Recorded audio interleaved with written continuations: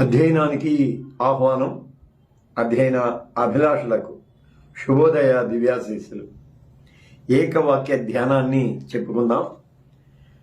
విశ్వాస వక్ర భాష్యకులను విసర్జించే విధానాన్ని విశదపరిచిన విమలాత్ముడా, అధ్యయనార్థమైన అనుభవ జ్ఞానాన్ని అనుగ్రహించి ఆశీర్వదించు తండ్రి.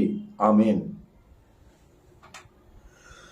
మనమునదలపోయెను కందదెంతయు దాని జనువుగ జగమందు పొగడ నాట్యమాడవే. ఎంత ప్రేమ ఎంత ప్రేమ ఎంత ప్రేమయా. అధ్యయన అభిలాషులకు ఆహ్వాన ఆశీస్సులు అందిస్తున్నాను. తిమ్మోతి తొలి పత్రిక 1వ అధ్యాయం మలి భాగాన్ని ఈవేళ మనం అధ్యయనం చేసుకోబోతూ ఉన్నాం. ఈ భాగంలో ప్రధానంగా చివరి వచనాలలో విశ్వాస వక్ర భాష్యకుల విసర్జనను గురించిన విధి విధానాలను పౌలు అభివర్ణిస్తాడు. మళ్ళీ లేఖనంలో ప్రాముఖ్యమైన వచనాన్ని ఎత్తి వివరిస్తాడు. ఈ 2 అంశాలను దీనిలో మనం అధ్యయనం చేసుకుందాం. లైవ్లోకి చేరి వచ్చిన ప్రియ బిడ్డలందరికీ కూడా ఆహ్వానాశీస్సులు అందిస్తున్నాను. Varaprasad Paruchuri, Rafa Adams, Rajesh Pippalla, Emmanuel Rebba, బిడ్డ Kavitha Nittala, Ramesh David Nittala and family, Mark Anderson, Chukka Shyam, మా కార్పొరేట్ బిడ్డ Prithvi, Jayaraj Mallavarapu, Luka Kudari, Finney, reverend DSC Finney, మొత్తం 15 మంది లైవ్లో ఉన్నారు. అందరికీ హృదయపూర్వకమైన వందనాశీస్సులు చెల్లిస్తున్నాను. తిమోతి తొలి పత్రిక 1వ అధ్యాయం మలి భాగాన్ని విశ్లేషణ చేసుకుందాం. 12వ వచనం. పూర్వం దూషకుణ్ణి, హింసకుణ్ణి, హానికరుణ్ణి అయిన నన్ను తన పరిచర్యకు నియమించి నమ్మకమైన వాడిగా ఎంచినందుకు. 13వ వచనం కంటిన్యూషన్. దూషణ, హింస, హాని, నమ్మకం, 3 ప్రతికూల భావాలు, ఒక సానుకూల భావం. పౌలు యొక్క నేపథ్యం మనకు తెలుసు. అతడు ఎంత తీవ్రమైన భావోద్వేగంతో క్రైస్తవ సంఘాన్ని మట్టుబెట్టేందుకు గొప్ప టాస్క్ చేతబట్టుకుని బయలుదేరి వెళ్ళాడు. తన నేపథ్యాన్ని మరొకసారి జ్ఞప్తికి తెచ్చుకుంటూ తన గతంలోని దుర్గుణాలన్నింటినీ తనకు తానుగా వ్యక్తం చేస్తూ ఉన్నాడు. పూర్వం అంటే క్రీస్తు తత్వాన్ని నేను జీర్ణించుకోకపోవడం, నేను దూషకుణ్ణి, హింసకుణ్ణి, హానికరుణ్ణి అంటూ తన దుర్గుణాలను చెబుతున్నాడు. అయితే ఆ తరువాతి మాట చక్కగా ఉంటుంది. అయినా నన్ను పరిచర్యకు నియమించి నమ్మకమైన వానిగా ఎంచినందుకు. ఒక దూషకుడు, ఒక హింసకుడు, ఒక హానికరుడు ఎలా నమ్మకమైన వాడిగా రూపాంతరం చెందాడు అనంటే అక్కడ కేవలం మిరాకిల్ మాత్రమే మనం చూస్తాం తప్ప పౌలు వ్యక్తిత్వం లేక పౌలు తాత్విక చింతనను మనం ఎప్పుడూ పరిగణలోనికి తీసుకోం. అతని దూషణ, అతని హింస, అతని హాని నమ్మకం మీదే ఆధారపడి ఉన్నాయి. తాను దేనినైతే నమ్మాడో లేక దేనినైతే విశ్వసించాడో, తాను విశ్వసించిన దానిని గట్టిగా చేతబట్టుకుని దానికోసం దూషకుడిగా, నింద వేసేవాడిగా లేదా హానికరుడిగా మారేందుకు సైతం తనను తాను మలుచుకున్నాడు. బహుశా యూదీయ కోణంలో నుంచి మనం చూచినట్లయితే, సంప్రదాయ యూదీయ కోణంలో నుంచి మనం చూచినట్లయితే పౌలు చరిత్రను యూదా రబ్బీలు ప్రస్తుతం ఉన్న యూదా రబ్బీలు ఇలా వర్ణించవచ్చు. తొలుత అతడు నమ్మకస్తుడు, తొలుత అతడు మంచి సంప్రదాయవాది, ఆ తరువాత చెడిపోయాడు లేకపోతే పతనమయ్యాడు అని.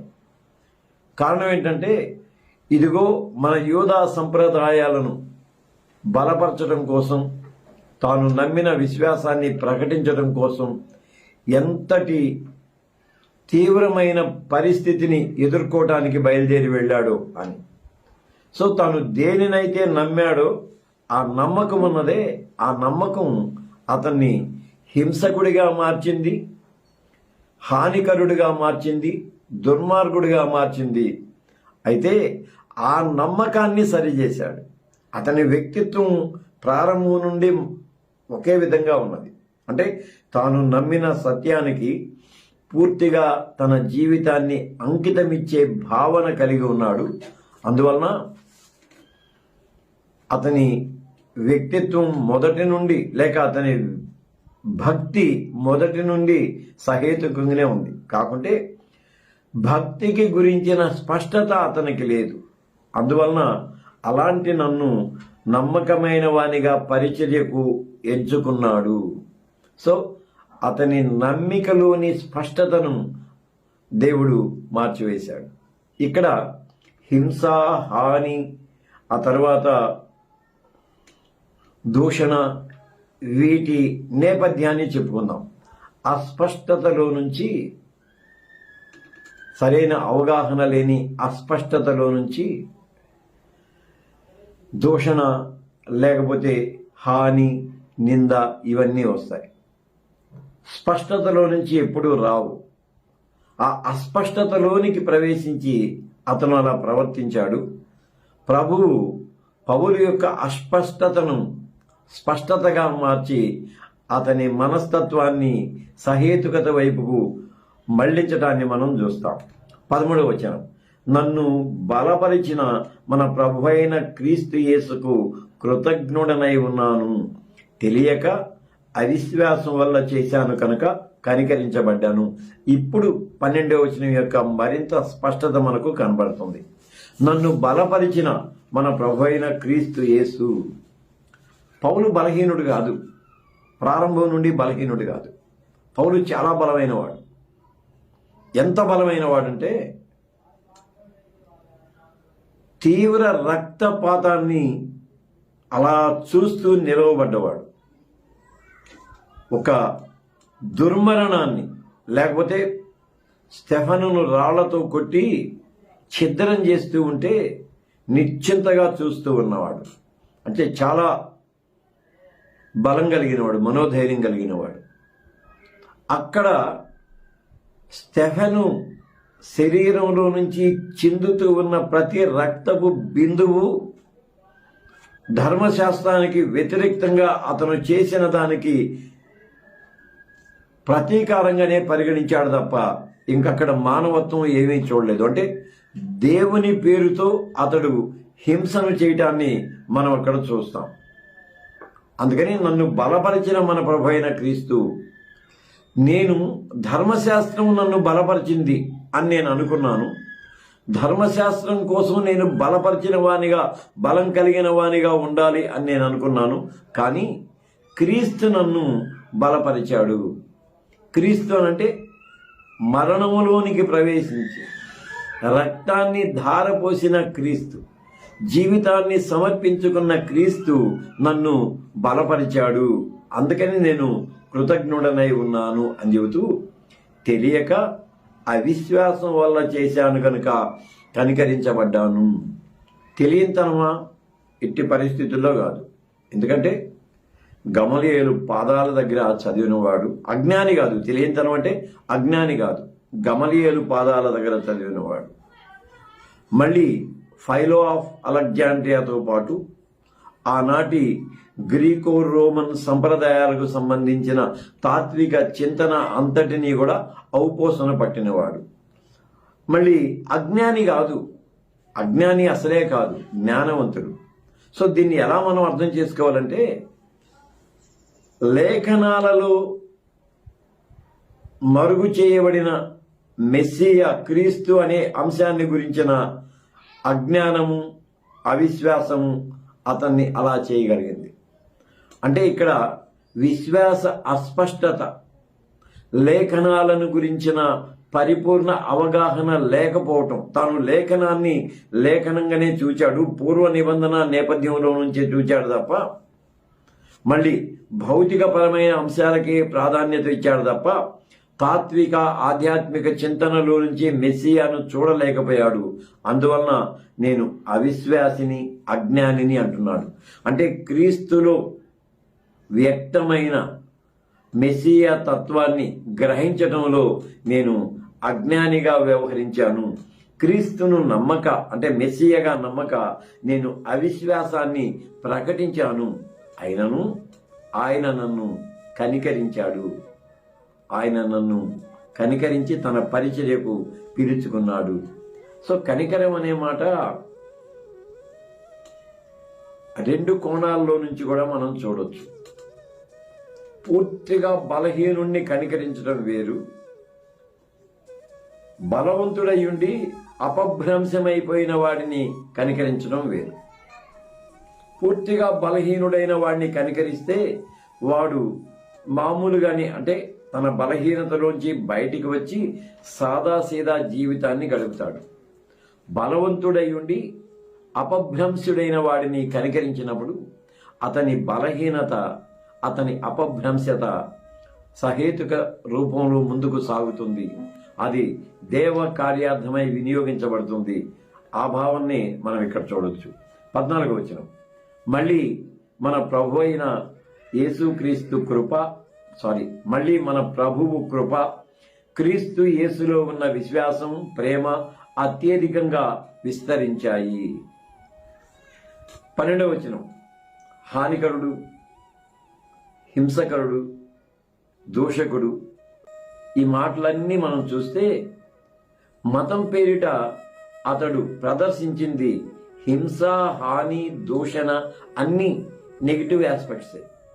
ఎప్పుడైతే క్రీస్తు తత్వం అతన్ని పలుకరించిన తర్వాత ఒక్కసారి అతని భావోద్వేగాలలో వచ్చిన మార్పు, అతని వ్యక్తిత్వంలో వచ్చిన సమూలమైన మార్పును చూస్తూ క్రీస్తు యేసులో ఉన్న విశ్వాసం, అంటే యేసే మెస్సియా లేక క్రీస్తే మెస్సియా అని ఆ స్పష్టతలోనికి నేను ప్రవేశించానే, ఆ స్పష్టతలోనికి ప్రవేశించినందువలన ప్రభువు యొక్క కృప, క్రీస్తు యొక్క ప్రేమ అత్యధికంగా నాలో విస్తరించాయి. కృప ఏంటంటే కనికరం, అంటే అనర్హుడనైన నన్ను కూడా పలుకరించటం. మళ్ళీ ప్రేమ ఏంటంటే సమర్పించుకోవటం, ప్రేమ సమర్పించుకోవటం. అంటే నాకున్న ప్రతిదీ నీకు ఇస్తాను అనే ఆ ప్రేమకు గొప్ప నిర్వచనాన్ని తండ్రి అయిన దేవుడు క్రీస్తులో వ్యక్తపరిచాడు కనుక, అలాగే పౌలు కూడా నా సర్వం, పౌలు యొక్క సర్వం అంటే అతని జ్ఞానము, అతని పట్టుదల, అతని ఫెరోషియస్ బిహేవియర్, జీవితం అంతా కూడా అది ప్రేమ. అంటే ఆ ప్రేమను ఎలాగూ గ్రహించాలో దానిని నేను నేర్చుకున్నాను, అది నాకు అత్యధికంగా నా జీవితంలో విస్తరించింది అంటాడు. 15వ వచనం, పాపులను రక్షించేందుకు క్రీస్తు యేసు లోకానికి వచ్చాడన్న వాక్యం నమ్మదగినది, ఇంకా పూర్ణాంగీకారానికి యోగ్యమైనదిగా ఉన్నది. అలాంటి వాళ్లలో నేను ప్రధానుడను. అధ్యయనంలో నుంచి ఒక విషయం చెప్పుకున్నాం. పౌలు పత్రికలు తొలుత వ్రాయబడ్డాయి, అప్పటికి సువార్తలు వ్రాయబడలేదు. మనం యేసును గురించిన వాక్యం ఏదైనా ఉంటే అది సువార్తల్లో నుంచే వెతుకుతూ ఉంటాం. కానీ ఇక్కడ ఏమంటాడంటే పాపులను రక్షించేందుకు క్రీస్తు యేసు లోకానికి వచ్చాడన్న వాక్యం నమ్మదగినది. అంటే అప్పటికే ఉనికిలో ఉన్న మూల గ్రంథాన్ని క్వెల్లా అని అంటాం మనం, లేకపోతే క్యూ సోర్స్ అని అంటాం మనం. ఆ మూల వాగ్జాలము అంటాము. వాటిని తీసుకొని చక్కగా దానికి ప్రామాణికతను ఇచ్చి అది వాక్యము నమ్మదగినది అని అన్నాడు. ఆ వాక్యంలో చాలా తత్వాన్ని ఇముడ్చి చెబుతాడు. దేవ ఆగమనం అంటే దేవ నరునిగా దేవ ఆగమనం, పాప విముక్తం, జీవరక్షణం, ఇవి ప్రధానమైన అంశాలుగా చెబుతాడు. దైవాగమనం అనేది అప్పటి వరకు గ్రీకో రోమన్ సంప్రదాయాన్ని మనం ఆధారం చేసుకుంటే రెండు పరిస్థితుల్లో జరుగుతూ వచ్చేది. ఒక పరిస్థితి ఏంటంటే ఆవాహన చేసుకోవడం, అంటే ఆత్మదేవుని ఆవాహన చేసుకుని ఆ శక్తిని సంతరించుకుని ఎవరైతే ఆపదలో ఉండి ఆశ్రయిస్తారో వారికి అభయాన్ని, ఆ తర్వాత సూచనను అందించడం. అంటే గ్రీకో రోమన్ సంప్రదాయంలో ఉన్న దేవాగమనానికి సంబంధించిన అంశాన్ని నేను వివరిస్తూ ఉన్నాను. అంటే దేవాగమనంలో ఖచ్చితంగా పాప విమోచనం, జీవరక్షణం రెండూ ఉంటాయి. పాప విమోచనం అనే దాన్ని మళ్ళీ ఆ గ్రీకో రోమన్ దేవాగమన సంప్రదాయంలో నుంచి చూస్తే కర్మ విముక్తంగా మనం చెప్పుకోవచ్చు. అంటే ఏదో కర్మ జుట్టుకున్నది, మన వాళ్ళు అంటారు కదా, కర్మ జుట్టుకుంటది, ఆ కర్మ నుంచి విముక్తి చెందడానికి శాంతి చేయాలి అంటే అప్పుడు ఇప్పుడు కూడా అవి అనుసరణలోనే ఉన్నాయి. జీవరక్షణం, జీవం అంటే నా జీవం రక్షించబడతాం, ఇవన్నీ ప్రారంభం నుండి ఉన్నాయి. అయితే దానికి చాలా ప్రాక్టికల్గా పౌలు చెబుతూ ఉన్నాడు. ఇదిగో దేవ ఆగమనం ఆవాహనం చేసుకోవటం ద్వారా వచ్చే ఒక తాత్కాలికమైన పరిస్థితి కాదు. సాక్షాత్తు ఆత్మదేవుడే సాకారునిగా దేవనుడై క్రీస్తు యేసులో ప్రత్యక్షమయ్యాడు. ప్రత్యక్షమైన తర్వాత పాపహరణాన్ని ఆయన తన రక్త ప్రోక్షణతో నెరవేర్చాడు. ఆ రీతిగా జీవ విముక్తాన్ని కలుగ చేశాడు. ఇంత భావాన్ని మామూలు మాటల్లో పాపులను రక్షించేందుకు క్రీస్తు యేసు లోకానికి వచ్చాడు అనే ఆ నమ్మకం, ఆ వాక్యం నమ్మదగినది. మళ్ళీ ఆ రెండో భాగంలో మనం వాక్యం, నమ్మకం, యోగ్యం, పూర్ణాంగీకారం, ఈ భావనలన్నీ ఇముడుస్తాడు. పౌలు చాలా తాత్విక చింతనతోనే ప్రతిదీ వ్రాయటాన్ని మనం చూస్తాం. క్వెల్లాలో లేకపోతే క్యూ సోర్సులో మామూలుగానే ఆ వాక్యం ఉండొచ్చు, కానీ ఆ వాక్యాన్ని ఎంత చక్కగా పౌలు ఈ సందర్భానికి వినియోగిస్తూ ఉంటాడు. వాక్యం, నమ్మకం, యోగ్యం, పూర్ణాంగీకారం. వాక్యం లేకపోతే దేవ వాక్కుకు సంబంధించిన వివరణ, దానిని నమ్మాలి. నమ్మినప్పుడే అది నెరవేరుతుంది. నమ్మకం లేకుంటే అది నెరవేరదు. మాట వరుసకు ఒక టోకెన్ ఇస్తారు. ఆ టోకెన్ దాని మీద వ్రాసి ఉంటుంది. అంటే ఈ టోకెన్ ఇచ్చిన వాళ్ళకి ఫలానా ఇంత ఏదో ఒకటి తిరిగి ఇవ్వండి అని ఇస్తారు. సో దాన్ని నమ్మాలి. అక్కడ ఏమి వ్రాసిందో దాన్ని నమ్మాలి, అక్కడికి వెళ్ళాలి, మనం దాన్ని అందిస్తే తిరిగి తీసుకోవాలి. అలాగే వాక్కున్నది దేవ మాటకు సంబంధించిన వాక్కు, దేవ ఆగమనానికి సంబంధించిన వాక్కు. దాన్ని నమ్మాలి. నమ్మటం మాత్రమే కాదు, అది యోగ్యమైనది. యోగ్యమైనది అంటే అది ప్రామాణికమైనది. దేవవాక్కు కేవలం నమ్మికను మాత్రమే కలిగించేది కాదు, అది ప్రామాణికమైనది, అథెంటిక్గా ఉన్నది. ఆ విషయాన్ని పూర్ణ అంగీకారంతో మనం, అంటే పూర్ణంగా మనం నమ్మాలి. మన తత్వంలోనికి మనం దాన్ని స్వీకరించాలి అంటాడు. కనుక దేవాగమనం, పాప విముక్తం, జీవరక్షణం, వాక్యం, నమ్మకం, యోగ్యం, పూర్ణాంగీకారం, ఇన్ని భావజాలన్నింటినీ కూడా ఆ ఒకే ఒక వచనంలో మనం కలిసి ఉండటాన్ని చూస్తాం. 16వ వచనం, అయినప్పటికీ నిత్య జీవం నిమిత్తం తనను విశ్వసించాలనుకుంటున్న వాళ్లకు నేను మాదిరిగా ఉండేలా యేసుక్రీస్తు తన దీర్ఘ శాంతాన్ని ఆ ప్రధాన పాపినైన నాలో కనపరిచేలా నేను కనికరించబడ్డాను. పై వచనంలో నేను ప్రధానుని అని ఉంటుంది, దాన్ని నేను అక్కడ స్కిప్ చేశాను. ఇక్కడ దాని గురించిన వివరణ ఇవ్వటం కోసం.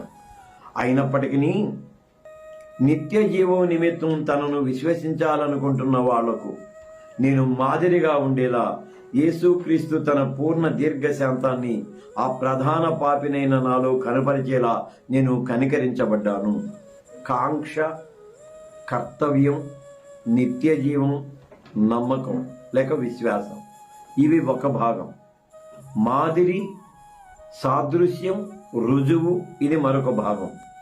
దీర్ఘశాంతం, ప్రధాన పాపి, ఇదొకటి. వ్యక్తం, కనికరం. సో ఇన్ని భావనలు ఈ వాక్యంలో ఉంటాయి. ఒక్కొక్కటి చెప్పుకుందాం. కాంక్ష, కర్తవ్యం. కాంక్ష ఏంటంటే నిత్య జీవాన్ని స్వతంత్రించుకోవాలి అని. కాంక్ష వర్తమానంలో జనిస్తుంది. వర్తమానంలో జనించిన కాంక్ష యథార్థం కాదు, అంటే అది పూర్తిగా సాధ్యం కాదు అనే భావన క్రమక్రమంగా తెలుస్తూ ఉంటుంది. అంటే ఈ జీవాన్ని లేక ఈ జీవితాన్ని పదిలం చేసుకోవాలి, లేకపోతే చిరం చేసుకోవాలి అనేది కాంక్ష. అయితే దినాలు గడుస్తూ ఉంటే, బలహీనతగా మారుతూ ఉంటే కాంక్షను గురించిన అభిప్రాయాలు కూడా మారుతూ ఉంటాయి. అప్పుడు నిత్య జీవం మీదకి కాంక్ష రూపాంతరం చెందుతుంది. కనుక కాంక్ష. అయితే కాంక్షకు కర్తవ్యం ఉంది. కర్తవ్యం ఏంటంటే, ఇప్పుడు భౌతిక శరీరానికి ఏదైనా బలహీనత సంక్రమిస్తే ఆ బలహీనతను తొలగించుకోవటానికి వైద్యుని దగ్గరికి వెళ్ళటం, వైద్యుడు ఇచ్చిన ఔషధాలను స్వీకరిస్తాం. అది భౌతికపరమైన కర్తవ్యం. అయితే దీనిని చిరం చేసుకోవాలి, ఈ జీవాన్ని ఈ జీవితాన్ని చిరం చేసుకోవాలి అన్నప్పుడు ఆ కాంక్షకు మరొక ఆశ, లేకపోతే ఆ కాంక్షకు మరొక ఆధారం కనపడుతుంది. ఆ ఆధారం నిత్య జీవాన్ని అనుగ్రహించే యేసు వచనం.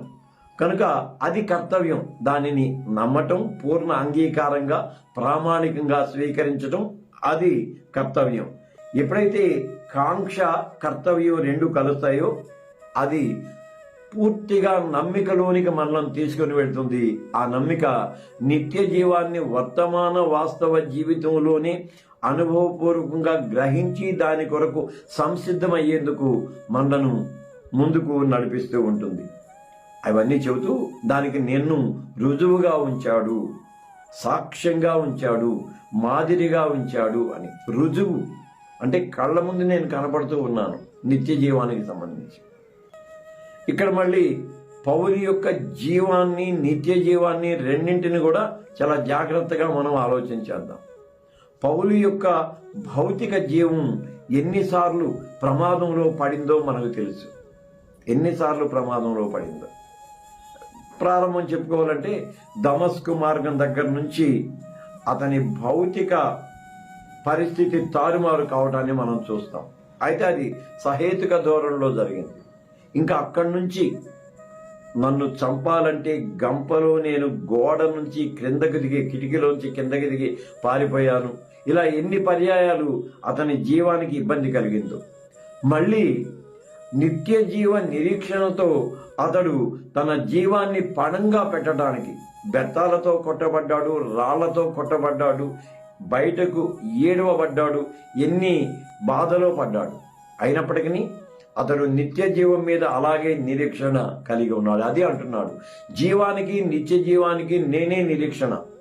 ఈ జీవం తరువాత నిత్య జీవం ఉన్నది కనుక దానిని స్వతంత్రించుకోవడానికి, ఈ జీవాన్ని హరించుకోవటానికి, లేక ఈ జీవంలోనే నేను ప్రయత్నిస్తూ ఉన్నాను, నా కర్తవ్యాన్ని నెరవేరుస్తూ ఉన్నాను కనుక నన్ను అలా రుజువుగా ఉంచాడు, అలా సాక్ష్యంగా ఉంచాడు.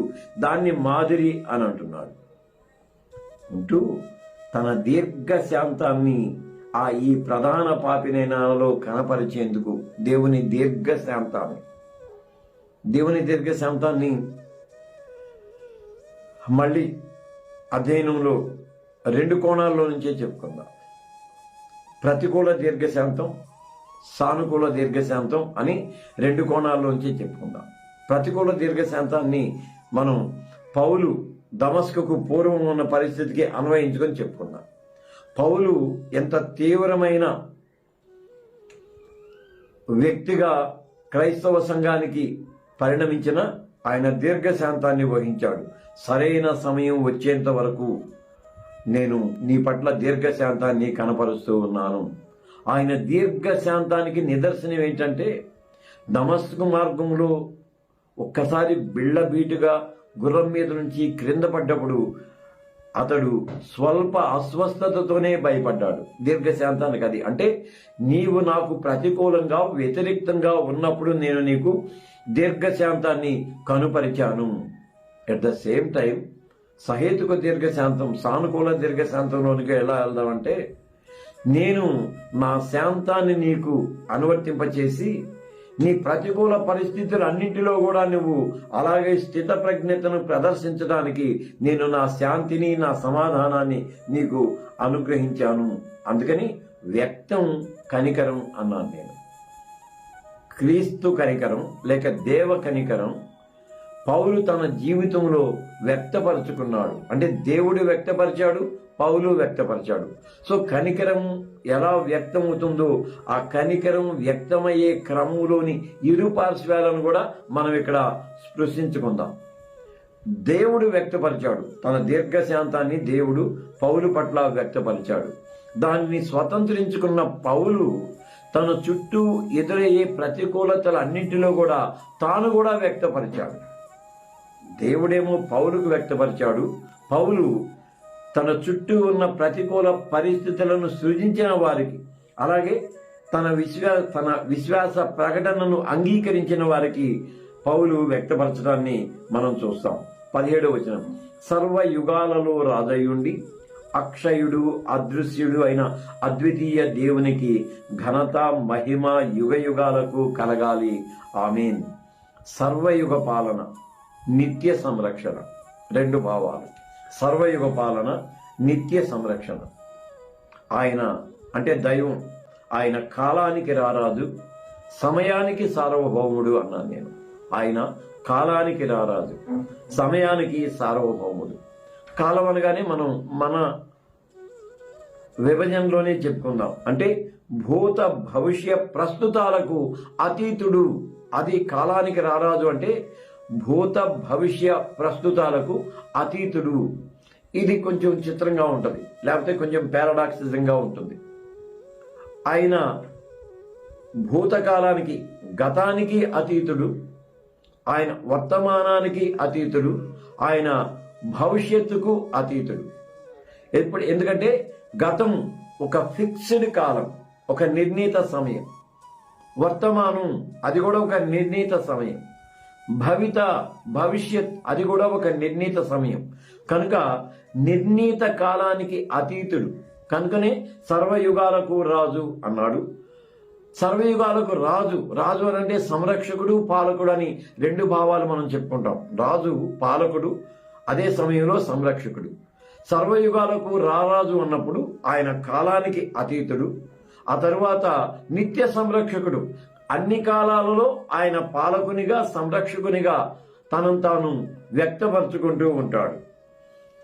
అక్కడ ఆ గుణలక్షణాలన్నింటినీ చెబుతూ అక్షయత, అదృశ్యత, అద్వితీయత, ఆత్మదేవుని సాకార ప్రత్యక్షత అనే 4 ప్రధానమైన విషయాలను పేర్కొంటాడు. అక్షయత, కాలంలో జరిగే పని క్షయత లేక క్షీణత. కాలం క్షయతకు, క్షీణతకు భౌతికంగా నిదర్శనంగా ఉంటుంది. మనుషుల దగ్గరికి వద్దాం, మన దగ్గరికి వచ్చేద్దాం. మన ఆవిర్భావం, మన నిర్గమం కాలంతో ముడిపడి ఉంటాయి. మన చరిత్ర, మామూలు సామాన్యుల చరిత్ర మిగిలిపోయేది 2 అంకెల్లో. జననం అని డేటు రాస్తారు, మరణం అని డేటు రాస్తారు. ఇంకా మనకు మిగిలిన కాలం అదొక్కటే. అంటే మనం నిష్క్రమించాకైనా మిగిలిన కాలం అదొక్కటే. కనుక అది క్షయత, కాలం క్షయతకు సంబంధించింది. మళ్ళీ మనం ఏవైనా కొంటాం, మ్యానుఫ్యాక్చరింగ్ డేట్ ఉంటుంది, ఎక్స్పైరీ డేట్ కూడా ఉంటుంది. అది క్షయతకు లేక క్షీణతకు సంబంధించింది. ప్రకృతి పరమైనది, భౌతిక పరమైనది ఏదైనా కూడా క్షయత. ఆ క్షయతకు అతీతమైన వాడు అంటే క్షయము లేనటువంటి వాడు. క్షయము లేనటువంటి వాడు అని అంటే క్షయితను సైతము అక్షయతగా తనలో నిరూపించుకున్నవాడు అని. ఆ తర్వాత అదృశ్యత. అదృశ్యత అనే మాట కొంచెం తాత్విక కోణంలో నుంచి ఆలోచన చేయడానికి ప్రయత్నం చేద్దాం. అదృశ్యత అనేది ఏంటంటే భౌతికంగా ఆయన మనకు కనిపించకపోవచ్చు, కానీ భౌతికమైన పదార్థాలలో ఆయన అదృశ్యంగా మనతో సంబంధపడుతూ ఉంటాడు. నేను ఈ మాటను కేవలం ప్రభు భోజన సంస్కారానికి అన్వయించి మాత్రమే చెబుతున్నాను. ఆయన సన్నిధి మన మధ్య ఉంటుంది. ఆయన శరీరాన్ని మనం చేతపట్టుకుంటాం. ఆయన రక్తాన్ని మనం స్వీకరిస్తాం. ఆయన అదృశ్య రూపాన్ని మనలో ఇమర్చుకుంటాం. అదృశ్యత అంటే ఏంటంటే దృశ్యం ఉంటుంది, అంటే ఆ భౌతిక దృశ్యం, భౌతిక స్థితి ఉంటుంది, కానీ అది మన కళ్ళ ముందు ప్రత్యక్షంగా ఉండదు. సో సర్వకాల సర్వావస్థలకు సంబంధించిన రాజుగా, సంరక్షకుడిగా మనం దేవుని అనుకున్నప్పుడు ఆయన సాకారత అదృశ్యంగా, దృశ్యంగా మన ముందు, అంటే పారాడాక్సిజం, అదృశ్యం అదే సమయంలో దృశ్యం రెండింటిగా మన మధ్య కనపడుతూ ఉంటుంది. అది అదృశ్యత. అయితే అద్వితీయత, మళ్ళీ ఇక్కడ అవతార సిద్ధాంతంలోనికి వెళ్దాం. సంభవామి యుగే యుగే అనే మాట మనం వింటాం. అంటే ఆయా కాల పరిస్థితులకు అనుగుణంగా దైవం సాకారుడై ఆ పరిస్థితులను సరిచేస్తాడు అనేది ఒక నమ్మిక. దాదాపుగా ఇది అనేక చోట్ల ఉంటూ ఉంటుంది. కేవలం హైందవంలోనే కాకుండా మిగిలిన చోట్ల కూడా ఈ అభిప్రాయం వ్యక్తం అవుతూ ఉంటుంది. అలా కాకుండా అద్వితీయత, ఇంకా ద్వితీయం కానటువంటిది ఇంకొకటి లేదు. ఏదైనా సరే ఆత్మదేవుడు అద్వితీయుడు, ఆత్మదేవుని సాకారుడైన దేవనరుడైన క్రీస్తు అద్వితీయుడు. ఇంకా అందుకని ఎఫ్ఎఫాజ్ అనే ఒక ప్రత్యేకమైన పదాన్ని పౌలు వాడతాడు. ఒకే ఒకసారి అంటే అవతరణ అనేది ఒకేసారి జరిగింది. ఆయన ఒకేసారి జనించాడు, ఒకేసారి తనను తాను సమర్పించుకున్నాడు, ఒకేసారి పునరుద్ధానుడై తిరిగి లేచాడు, ఒకేసారి రానై ఉన్నాడు. సో ఆ అద్వితీయత, సో అక్షయత, మళ్ళీ అదృశ్యత, అద్వితీయత, ఆత్మదేవుని సాకార ప్రత్యక్షత, ఆత్మదేవుని సాకార ప్రత్యక్షత.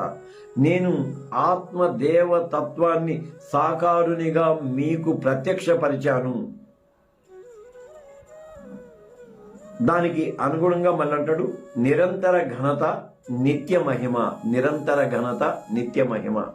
ఎప్పుడైతే అక్షయత, అదృశ్యత, అద్వితీయత, ఆత్మదేవుని సాకార ప్రత్యక్షత ఉంటుందో అక్కడ నిరంతర మహిమ, నిత్య ఘనత చోటు చేసుకుంటాయని.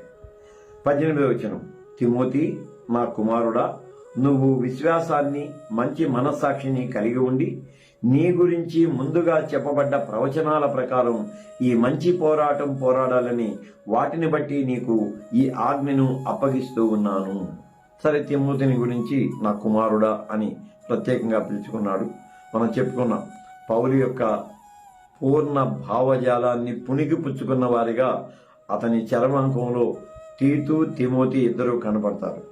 మనం పౌలుతో సంబంధపడ్డ జన్లను గురించి డాక్యుమెంటరీ చేసుకునేప్పుడు ఖచ్చితంగా వాటి గురించిన వివరణ దానిలో పొందుపరిచేందుకు నేను ప్రయత్నం చేస్తాను. నా కుమారుడు చక్కగా బిడ్డ అని ఎంత చక్కగా పిలిచాడు. నువ్వు విశ్వాసాన్ని, మంచి మనస్సాక్షిని కలిగి ఉండు. విశ్వాసము, మనస్సాక్షి రెండు ఒకదాంతో ఒకటి ముడిపెట్టి చెప్పాడు.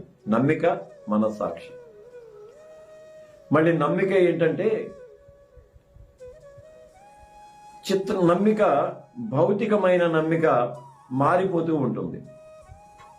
ఇది కొంచెం ప్రాక్టికల్గా మనం చెప్పుకుందాం. భౌతికమైన నమ్మిక మారిపోతూ ఉంటుంది. భౌతికమైన నమ్మిక ఎందుకు మారిపోతూ ఉంటుందంటే భౌతికత్వంలో భ్రమ చోటు చేసుకుంటుంది.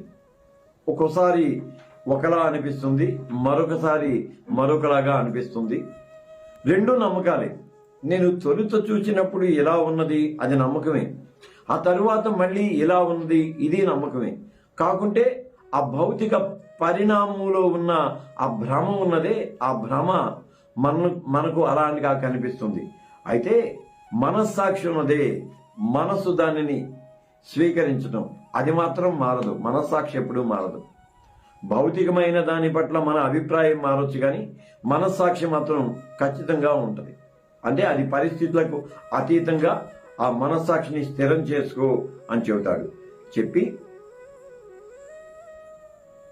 నీ గురించి ముందుగా చెప్పబడ్డ ప్రవచనాల ప్రకారం, అంటే పౌలు తిమోతి పట్ల దేవ సంకల్పాన్ని గురించి చెబుతున్నాడు. ఇక్కడ ప్రవచనం అనేది మనం తిమోతికి సంబంధించి ప్రత్యేకంగా ఏమైనా ప్రవచనాలు ఉన్నాయా అని ఆలోచించేయాల్సిన అవసరం లేదు. ప్రవచన వాక్కులు పరిచర్య చేసే వాళ్ళ జీవితాలకు అన్వయించుకోవాలి అని, అంటే ప్రభువుకు సంబంధించి కానీ లేక లేఖనానికి సంబంధించి కానీ ప్రవచన వాక్కులన్నింటినీ కూడా పరిచర్య చేసే మనం మన జీవితాలకు అన్వయించుకోవాలి. అంటే ప్రవచనం ఎలా హెచ్చరిస్తూ ఉన్నదో ఆ హెచ్చరికలకు అనుగుణంగా మనం మన జీవన విధానాన్ని మలుచుకుని కొనసాగించాలి అని చెబుతూ అక్కడ మంచి పోరాటం పోరాడాలని వాటిని బట్టి నీకు ఈ ఆజ్ఞను అప్పగిస్తూ ఉన్నాను. మంచి పోరాటం. జీవితం ఎప్పుడూ పోరాటమే. జీవితం అంటే అంతులేని ఒక పోరాటం అని ఒక పాట ఉంటుంది, పాత పాట. పోరాటం, జీవన పోరాటం అంటామే, జీవన పోరాటం. జీవన పోరాటంలో వ్యక్తిగత స్వార్థ ప్రయోజనాలతో కూడిన పోరాటం ఉంటుంది, పరార్థమైన పోరాటం ఉంటుంది. వ్యక్తిగత స్వార్థ ప్రయోజనాలతో కూడిన పోరాటం ఎంతసేపు మనమే కేంద్రీకృతమై ఉంటాం, స్వీయ కేంద్రీకృత పోరాటంగా దాన్ని చెప్పుకోవచ్చు. అలా కాకుండా పరార్థ శ్రమతో కూడిన పోరాటం ఉంటుంది. అంటే పరుల సంక్షేమార్థం. పరులు అని అంటే నేను కాకుండా మిగిలిన వాళ్ళందరూ అని చెప్పుకోవాలి. పరులు అంటే నేను కాకుండా మిగిలిన వాళ్ళందరూ. మళ్ళీ వాళ్ళందరి కోసం ఎందుకు పోరాడాలంటే నేను ఎలాగూ ఈ రక్షణ అనుభవాన్ని ఆస్వాదిస్తూ ఉన్నానో ఇదే ఆస్వాదను అందరూ అనుభవించాలని, దాన్ని పరార్థ శ్రమ అని అందాం, లేక పరార్థ అభిప్రాయం అందాం. సో ఆ పోరాటాన్ని దాన్ని మంచి పోరాటంగా అభివర్ణిస్తూ అందుకని ఈ ఆజ్ఞని నీకు అందిస్తూ ఉన్నాను అన్నాడు. 19వ వచనం, అలాంటి మనస్సాక్షిని కొంతమంది త్రోసిపుచ్చి విశ్వాస విషయంలో బద్దలైపోయిన ఓడలాంటి వాళ్ళలా చెడిపోయి ఉన్నారు. ఎఫెసు సంఘం చాలా పటిష్టంగా నిర్మించబడ్డ సంఘం, చాలా విస్తృతమైన సంఘం. అయితే పటిష్టమయ్యే కొద్దీ బీటలు వారుతూ ఉండేందుకు కొందరు ప్రయత్నం చేస్తూ ఉంటారు. వాళ్ళని గురించి హెచ్చరిక చేస్తూ 20వ వచనం అంటాడు, వాళ్ళలో హుమెనయ, అలెక్సంద్రు ఉన్నారు. వీళ్ళు దూషించకుండా శిక్షించబడేలా వీళ్ళని సాతానుకు అప్పగించాను అన్నాడు. 19, 20 వచనాలు రెండు కలిపి మనం చెప్పుకుందాం. ఈ హుమెనై, అలెక్సంద్రు, వీళ్ళతో పాటు ఫిలెతు అనేవాడు కూడా ఉంటాడు. వీళ్ళ ముగ్గురు ఒక ముఠ. జ్ఞానవాదానికి, అంటే జ్ఞానవాద ప్రారంభానికి సంబంధించిన అభిప్రాయాలను వీళ్ళు సంఘంలో చొప్పించడానికి ప్రయత్నం చేశారు. తిమోతి 2వ పత్రిక 2వ అధ్యాయం 17వ వచనంలో కూడా ఫిలెతును గురించిన ఉదాహరణ, వీళ్ళందరిని గురించిన ఉదాహరణ ఉంటుంది. అక్కడ వీళ్ళ విశ్వాస వక్రీకరణ భాష్యాన్ని గురించి మనం చెప్పుకున్నాం. అందుకని ఈ ముగ్గురిని విశ్వాస వక్ర భాష్యకారులు లేక వక్ర భాష్యకులు అని మనం అభివర్ణించుకోవచ్చు అనమాట. వీళ్ళ గురించి అక్కడ మరింత వివరణ చెప్పుకుందాం. అలాంటి వాళ్ళ గురించి చెబుతూ బద్దలైపోయిన ఓడలాంటి వాళ్ళలా ఉన్నారు. ప్రయాణం విశ్వాసంతో ప్రారంభం చేస్తాం, కానీ ఓడ బద్దలైపోతుంది. బద్దలైపోయిన తర్వాత విశ్వాసం సన్నగిల్లిపోతుంది. అలాంటి వాడు. ఎందుకంటే పౌలు తన అనుభవం చెబుతూ ఇప్పటికే అనేక పర్యాయాలు ఓడ బద్దలైన సంఘటనల్లో పౌలు ఉన్నాడు, అది స్పష్టంగా చెబుతూ ఉంటారు. కాబట్టి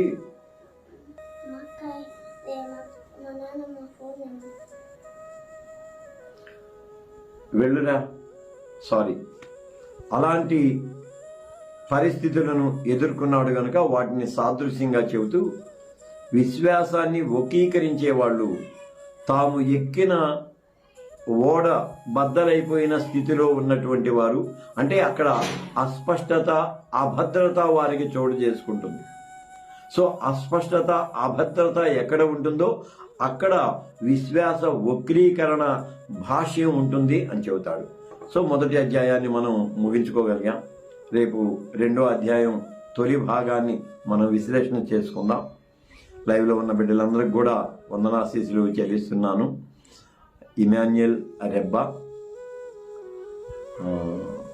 సునీత, సునీ నేను చూశాను రా బిడ్డ మనోరాల, తర్వాత మహిమరాజు, మళ్ళీ బిడ్డ Kavitha Nittala, Ramesh David Nittala and family, అలాగే బిడ్డ నిర్మల కొప్పుల.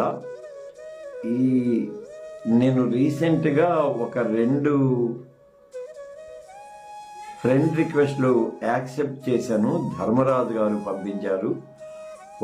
పత్తి దివాకర్, ఇంకొకళ్ళు దినకర్ అనుకుంటున్నాను. వాళ్ళలో ఒకళ్ళది ఈ డిపి అని నేను అనుకుంటున్నాను. సో వారైతే వారికి ఆహ్వానాశీస్సులు అందిస్తున్నాను. మొత్తం 7 లైవ్లో ఉన్నారు. జాన్సన్ కొడవటి ఉన్నాడు, తర్వాత మొత్తం 9 మంది ఉన్నారు. అందరికీ హృదయపూర్వకమైన వందనాశీస్సులు చెల్లిస్తున్నాను. అమ్మ కూడా మళ్ళీ వచ్చింది, అమ్మ కూడా వందనాశీస్సులు చెల్లిస్తున్నాను. రేపు రెండో అధ్యాయం తొలి భాగాన్ని అధ్యయనం చేసుకుందాం. అందాక సెలవు.